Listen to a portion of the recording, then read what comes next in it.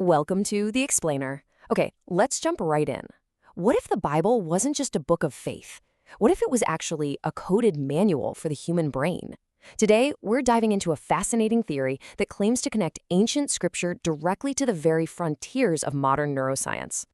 Now, the author of the text we're looking at throws down a pretty big challenge. They're basically saying the Bible is a mythological map of our own minds, and that we finally have the science to prove it.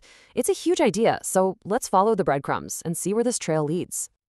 Okay, so here's the central idea, the core claim of this whole thing. Whenever the Bible talks about the right side, and it does, a lot, it's not talking about a literal direction. No, it's supposedly a coded instruction to access the right hemisphere of our brain, and the key to doing that is meditation. All right, so where do we even begin with a theory like this? Well, according to the author, it all starts with a simple clue, one that's supposedly been hiding in plain sight this whole time. And that leads to a really basic question, right? Why is the Bible so obsessed with the right side? I mean, from Genesis all the way to Revelation, there seems to be this constant focus on the right, often making the left seem, well, less important. And the examples just keep coming. You've got Exodus here telling us that true power is in the Lord's right hand. It doesn't stop there. In 1 Kings, we're told the door to this really important sacred chamber is specifically on the right side. Ecclesiastes makes it even more obvious, directly comparing the two. A wise man's heart is at his right hand, but a fool's heart at his left. Ouch. And then you get to the New Testament, and Jesus himself tells his disciples, hey, if you want to catch fish, cast your net on the right side. So you get the picture, right? The author's point is that this constant repetition isn't just a random pattern, it's a code. But, a pattern by itself isn't proof, so what is this code supposedly pointing to?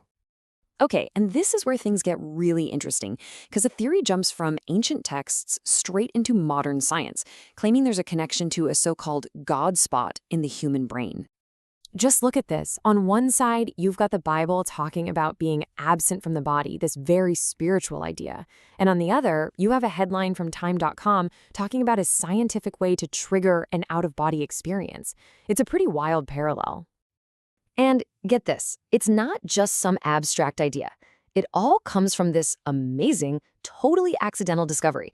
You've got these Swiss researchers treating a woman for epilepsy, which, by the way, was originating in her brain's right hemisphere. They zapped one little spot with a weak current, and boom, she suddenly felt like she was floating outside of her own body. They could literally turn the experience on and off. So that specific spot, the one they stimulated, has a scientific name, the right angular gyrus. And according to this theory, this is the physical target the Bible's been pointing to all along with all that talk about the right side. But wait, it doesn't stop there. For the author, the name itself, right angular gyrus, isn't the end of the story. It's actually another layer of the code, just waiting to be cracked. Okay, so let's break it down. First up, the word gyrus. Its root is the Greek word gyros, which means circle, and that gives us the word gyre, which, as you can see, means a vortex or a spiral, a swirling motion. But here's the kicker. The author points out that gyros sounds an awful lot like another word, guru, a spiritual teacher. So just like that, gyrus gets decoded as meaning either a vortex or a spiritual guru.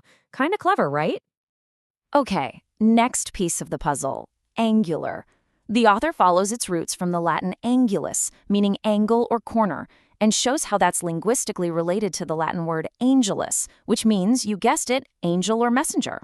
This wordplay is a huge part of the author's decoding method.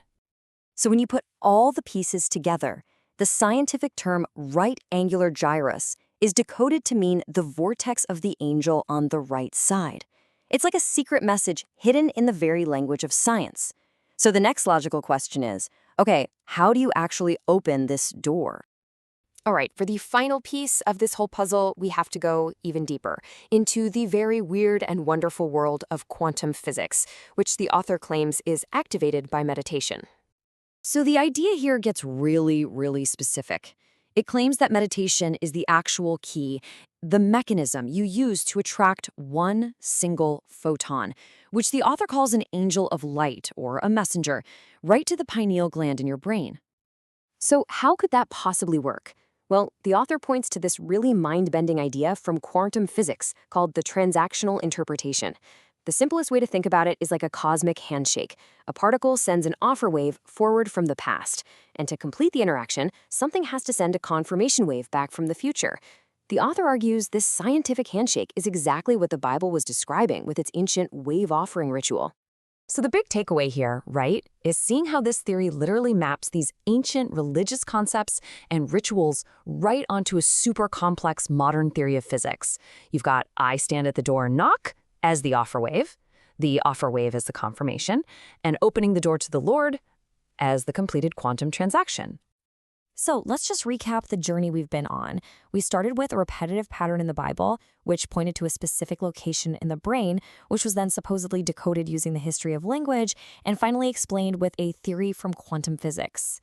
It's a lot to connect. Look, this explainer isn't about telling you whether to believe this theory or not. The point is to unpack this really complex and, you gotta admit, pretty fascinating argument that stitches together these completely different worlds. And it leaves us with this one big, provocative thought to chew on. Is it possible that the key to ancient wisdom isn't in a dusty old book, but is actually hardwired into our own brains?